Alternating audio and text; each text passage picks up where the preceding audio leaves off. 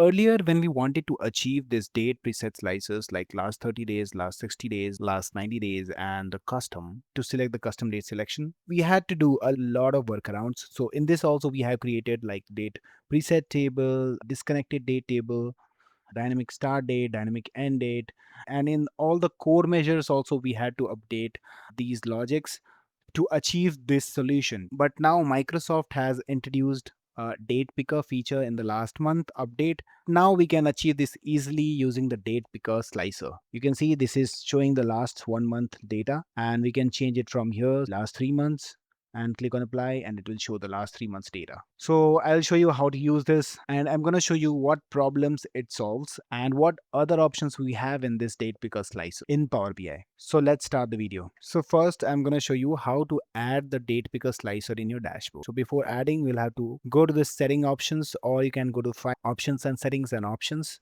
It will do the same thing. So it has opened the options pane, and from here we can go to preview features, and if you go down here, you can see date picker slicer to set relative and manual date ranges. So you can select this and click on OK. I have already done that. So after you do this, maybe you'll have to restart the Power BI desktop.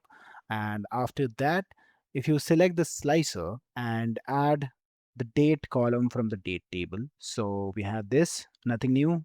You can go to the slicer settings. First, let me turn off the slider. And in these slicer settings, you can go to the options, and here you will see these options. And in the end, you will see this date picker. If you select this, now we have this date picker slice. Also, if you see, it does not take much space in your dashboard, which is very good. Now let me see what options we have. Currently it says no filters applied. So you'll have to click on this date range options. So it has manual date selections, which is just the date selection from start to end date, which you select manually. So suppose if I want to see from the date from 5 to 10th May and click on apply, this chart will show data from 5th to 10th of May. And here it shows 5th to 10th May start date and end date, and it's also shows selected 5th May to 10th May. So this is basically the summary of the selection. So if we don't want that, you can go to the text option, and here you will see summary. If you turn this off, it is gone, and you can easily do that. But this summary is useful when you select any relative date ranges. So if I go to the relative, and here if I say date is in the last 1 month from the last date, or let's say from today, offset, let's make it 0, and click on apply. So it will show the last 1 month from today. So today is 4th of July, and if you see the start date, it shows 5th June to 4th of July. And if you see here, it says in the last month. So this summary is now useful, and it also has an icon like information icon. It shows some dates in the selected range are not available in the data. That's fine, because we have the last date till 13th June in the data set. So now if you want to show the last 1 month or last 30 days data from the last date that is available in the data, for that you can directly click here, and from here you see the from today, this is the reference date point. So if you want last 1 month from today, it is showing that right now. There are two other options, first date and last date. If I select last date and click on apply, you can see now the last date is 13th June and the start date is 14th May. So you can see here in the last month from last date. So this summary is now useful. So instead of month, you can say last 30 days. Here we have different options: days, weeks calendar, month calendar, year end, years calendars. So if I say days, so it last 30 days from the last dates, it gives the same thing. If you see 13 June and this is 15th of May, it is just taking the exact 30 days. If you want to see for last 90 days, you can click on apply, and you will see the last 90 days data. And whenever you want custom date selection, you can directly go to the manual and you can select the dates whatever you want and click on apply. Now let's move to relative again, and here if you see here date is in the last, this and next, we have three options. So if I select next, next is helpful when you have forecasting data, the future dates. So we click on apply, I don't have any dates, so it's just taking the last date, and I don't have the any dates after the 13th June. And if I do from today, we don't have anything right now. Let's go to last, and here let's see what other options we have. So days, you can select different things. Suppose you want to see for last maybe 6 weeks, data from today, you can click on apply and you'll see the last 6 weeks data. Or if you want to keep last 1 year data in your dashboard, you can also do that. You can apply and you will see the last 1 year data. Now you must be thinking, what is the difference between the months and months calendars, weeks and weeks calendars? So let's select the month and click on apply. So this is showing the data from 5th June to 13th June. Why 5th June? Because today is 4th July. So it is showing data from 5th June to 4th July. That is today.